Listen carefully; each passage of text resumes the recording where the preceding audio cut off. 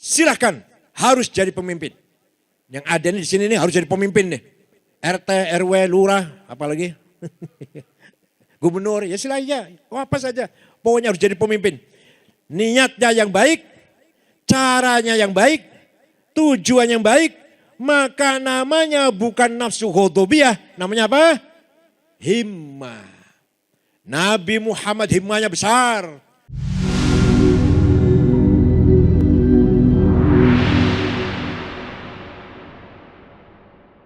Allah menawarkan amanah kepada langit, bumi dan gunung. Semuanya menolak. Bukan apa-apa karena takut, khawatir, worry kalau tidak sanggup menjalankan amanat tersebut.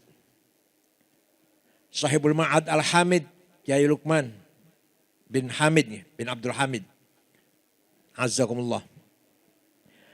Amanat yang ditolak oleh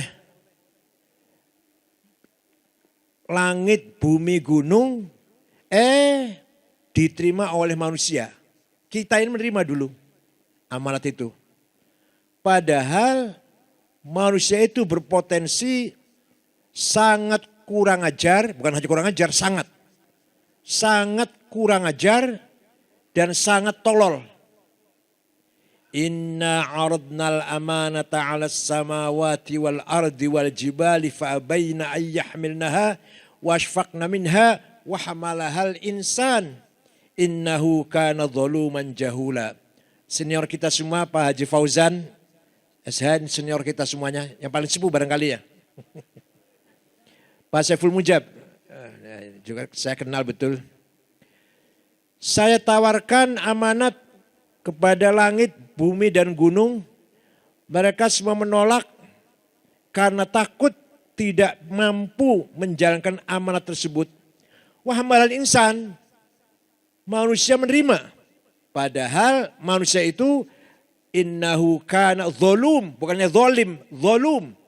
Sangat kurang ajar banget. Sangat kurang ajar sepole lah. Jahul, sangat tolol, dungu dan bodoh. Bukan hanya jahil, jahul. Bukan hanya zalim, zalum. Nah, pertanyaannya sekarang, amanah apakah itu yang sampai langit, bumi, gunung ngeri menerimanya itu? Amanah ada dua. Satu, amanah ilahiyah, samawiyah, muqaddasah. Amanat yang bersifat langit, bersifat ilahi dan suci, sakral. Yaitu agama. Agama ada dua isinya. Akidah dan syariah. Bagi kita Nahdlatul Ulama, membicarakan akidah dan syariah sudah selesai. Tinggal mengamalkan sajalah. Sudah selesai bahasannya sudah. Akidah kita Asy'ari sifat 20 yang wajib, yang mustahil 20, yang jaiz 1. Bagi Rusul yang wajib 4, yang mustahil 4, yang jaiz 1, 50. Sudah selesai. Hafal semua kan? Hafal semua kan? Alhamdulillah. Fallahu mawjudun qadimun baqi mukhalifun lil khalqi bil itlaqi faqudratun iradatun sab'un basar. Masa gak hafal itu anak kecil? Masalah syariah, kita ikut Imam Syafi'i. Sudah selesai. Udah tinggal ngamalkan aja udah. Udah taklid sudah. Kita ini taklid pada Imam Syafi'i. Udah tinggal ngamalkan saja. Nah, yang kedua, amanah yang bersifat ijtihadiyah, waqi'iyah, insaniyah. Amanah yang bersifat profan, bersifat istihadi, menuntut kita agar cerdas dan kreatif, yang bersifat kehidupan sehari-hari. Ini yang kedua. Nah, yang amanat yang kedua inilah yang sampai sekarang dan sampai hari kiamat kita belum sempurna, jauh dari yang kita harapkan oleh Allah. Yang diharapkan oleh Allah, jauh sekali aman yang diharapkan itu. Amanah apa itu? Amanatul ilmi wa thaqafah, amanatul adab wal hadarah, amanatul insaniyah. Amanah ilmu pengetahuan, amanah pendidikan, amanah peradaban, amanah kebudayaan, amanah kemanusiaan. Nah, melalui NU inilah kita mengabdi kepada Allah dalam rangka menjalankan amanah yang nomor 2 ini.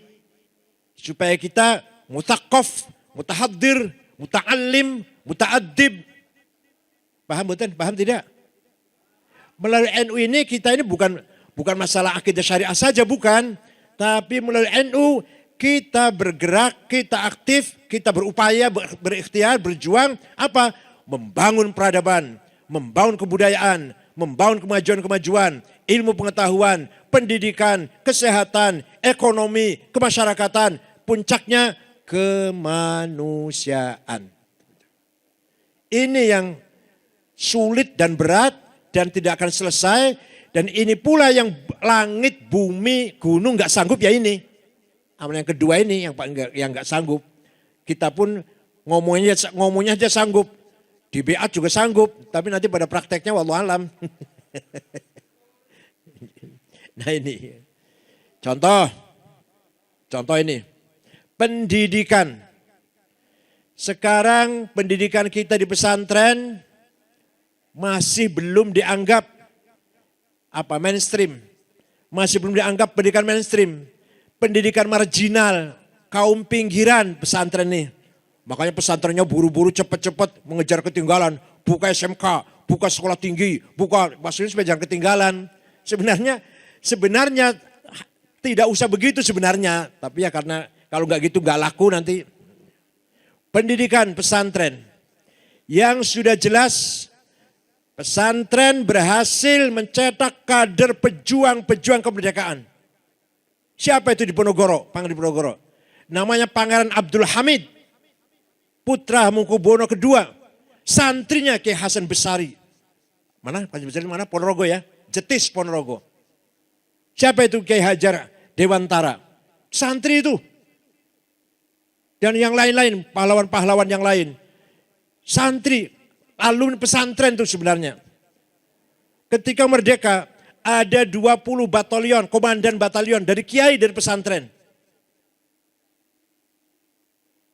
Pesantren yang sudah jelas mengambil sikap non-cooperation. Lari dari perkotaan, meninggalkan pusat-pusat pemerintahan Belanda, lari ke kampung-kampung, ke dusun-dusun demi menjaga sikap, menjaga prinsip, memelihara prinsip anti penjajah, anti agamanya, anti budayanya, anti perilakunya, anti wataknya, dan segalanya lah. Dalam rangka menjaga eksistensi kepribadian supaya tidak luntur, lari meninggalkan perkotaan. Itu namanya orang punya prinsip namanya. Itu para pesantren, para kiai pesantren itu. Nah, ketika Belanda tahun 1902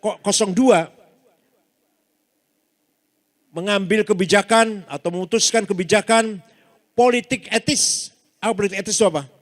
Yang tadinya pribumi tidak boleh sekolah, sekarang boleh sekolah, silakan, kata Belanda. Sekarang silakan, semua boleh sekolah. Kalau tadinya nggak boleh pribumi sekolah, sekarang silakan sekolah. Namanya politik etis namanya. Kiai tahu, kiai waskito, ma'rifat, kiai tahu apa tujuannya ini? Tujuannya mensekularisasikan masyarakat Islam Indonesia. Supaya masyarakat Islam sekuler, maka silakan sekolah. Supaya dicuci otaknya, tinggal akidah saja. Sedikit-sedikit tinggal akidah Islam, tinggal ya KTP, khitan, masih lah, nikah, rujuk, nikah lagi, masih di KUA lah. Tapi semangat Islamnya sudah tidak ada. Ghirah Islam sudah tidak ada. Ta'ammuk, tafaqquh, fiddin sudah enggak ada lagi. Sekolah semuanya. Maka Belanda membolehkan pribumi sekolah, kiai curiga. Dan betul curiganya betul, bukan hanya suudzon yang salah. Betul, ini dalam rangka mensekularisasikan masyarakat santri atau masyarakat Islam Indonesia. Oleh karena itu, kiai mengambil sikap sekolah haram, nulis Latin haram, pakai celana haram, pakai dasi haram, pakai jas, yang jasnya potongannya kayak Belanda lah, haram. Pakai apa lagi yang haram? Walhasil itulah, tidak pakai kopiah, kok gini haram. Nggak sah kalau jadi saksi nikah, nggak sah orang nggak pakai kopiah. Sampai segitu. Itu dalam rangka menunjukkan saya ada, kami ada. Kami masih punya prinsip, masih punya eksistensi, masih punya kepribadian jati diri. Itu. Oleh karena itu pendidikan pesantren merupakan satu-satunya, tidak yang lain. Benteng ajaran agama Islam. Tafakuh di pesantren adanya. Mudah-mudahan Al-Hamid menunjukkan kualitasnya. Di sini tafsir, di sini hadis, di sini fikih, di sini usul fikih, di sini ilmu qiraat, di sini ilmu kalam, di sini ilmu tajwid, di sini macam-macam. Pendalaman ilmu agama. Tanpa kiai alumni pesantren, sekarang ini agama tinggal pelangnya saja, tinggal nama saja, namanya agama. Atau namanya Muhammad bin Abdullah wis. Tapi baca Quran perentang-perentong. Baca Quran gak bener, tajwid gak bener, apalagi tafsir hadis apalagi. Tafsirnya dari Departemen Agama terjemahan. Kalau tidak betul-betul tafakuh fiddin. Nah pesantren inilah sampai sekarang satu-satunya tempat tafakuh, ta'amuk fiddin, fi ulumiddin an-nafi'ah insyaallah. Oleh karena itu kita harus bangga dengan pesantren. Harus bangga dengan eksistensi pesantren. Banyak sekali hal-hal kelebihan pesantren. Di sini ada tafakuh fiddin. Di pesantren ada ukhuwah satu sama lain yang sangat kental, persaudaraan, kesederhanaan. Tidak ada santri tawuran. Ada nggak santri tawuran? Kalau bertengkar dikit sih ada, bertengkar dikit. Tapi kalau tawuran nggak ada. Kita lihat sekolah, hampir tiap minggu kita lihat sekolah muridnya tawuran. Pesantren tidak ada santri tawuran. Itulah salah satu beberapa kelebihan pesantren. Ini amanah dalam pundak kita semuanya. Yang kedua, bicara pendidikan panjang kalau saya berbicara pendidikan. Di pesantren ada ta'lim, ada ta'dib, ada tadris, ada tarbiyah. Panjang itu kalau bicara itu. Itu filosofinya pendidikan itu. Yang kedua, amanatul iktisad, ekonomi. Nah, kalau bicara ekonomi ini kita paling ketinggalan. Ada beberapa teman kita ya punya pom bensin 2 tak, bensin eceran, punya properti ukuran 36, punya usaha apalah, usaha kelontong. Ya enggak apa-apa, tapi itulah kenyataannya. Mulai sekarang cara berpikir menghadapi harta atau dunia harus ada perubahan. Barangkali kita di antara kita dulu menerima pelajaran dari orang tua kita, jangan cari kekayaan, jangan jadi orang kaya. Ad-dunya ra'su kulli khati'ah. Dunia itu pangkalnya kesalahan. Ad-dunya jifah. Dunia itu bangkai. Itu nasihat orang tua dulu. Saya juga sama aja, orang tua saya nasihati gitu. Jangan mencari dunia, jangan mencari kekayaan hidup ini sederhana saja. Harus menerima, harus qanaah. Enggak boleh kita mati-matian cari harta. Ini harus kita robah. Begini, manusia itu punya hawa nafsu. 2, saya harus jadi ketua umum PBNU, itu namanya hawa nafsu, ghadabiyah. Saya harus jadi ketua NU, saya harus jadi ketua DPR, saya harus jadi presiden, saya harus jadi bupati, wali kota, harus jadi komandan, harus jadi imam, harus jadi pemimpin. Itu datangnya dari nafsu ghadabiyah. Tapi kalau niatnya itu baik, dengan cara baik, tujuannya baik, maka namanya bukan ghadabiyah, namanya himmah. Apa namanya? Silahkan, harus jadi pemimpin. Yang ada di sini nih harus jadi pemimpin nih. RT, RW, lurah, apalagi gubernur, ya silahkan, apa saja. Pokoknya harus jadi pemimpin. Niatnya yang baik, caranya yang baik, tujuan yang baik, maka namanya bukan nafsu ghadabiyah, namanya apa? Himmah. Nabi Muhammad himmahnya besar. Muhammadun qaimun lillahi dhu himami. Muhammadun tayyibul akhlaqi wasyiyami. Muhammadun thabitul mitsaqi hafidhuhu. Muhammadun sadiqul aqwali wal kalimi. Muhammad orang yang himanya besar. Enggak ada potongan Nabi Muhammad kayak sampean yang lempem itu, enggak ada itu. Enggak ada itu. Orangnya progresif, aktif, optimis, pantang mundur. Saya harus menang. Itu Nabi Muhammad sebenarnya gitu. Saya harus berhasil. 314 tentara melawan 1000 perang Badar harus menang. Itu kalau enggak himanya besar enggak bisa itu. Paham tidak? Paham tidak? Kalau himanya enggak besar enggak bisa.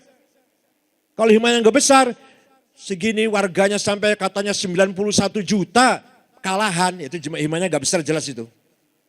NU katanya warganya berapa? 91,4 juta. Tapi kok kalahan ya, itu himanya enggak besar namanya itu. Kanjeng Nabi Rasulullah 314 perang Badar melawan 1000 menang. Itu karena Nabi Muhammad punya himmah besar. Abu Bakar, Umar, Utsman, Ali himmahnya besar. Tidak boleh kalah, tidak mau kalah, harus menang. Gitu ya.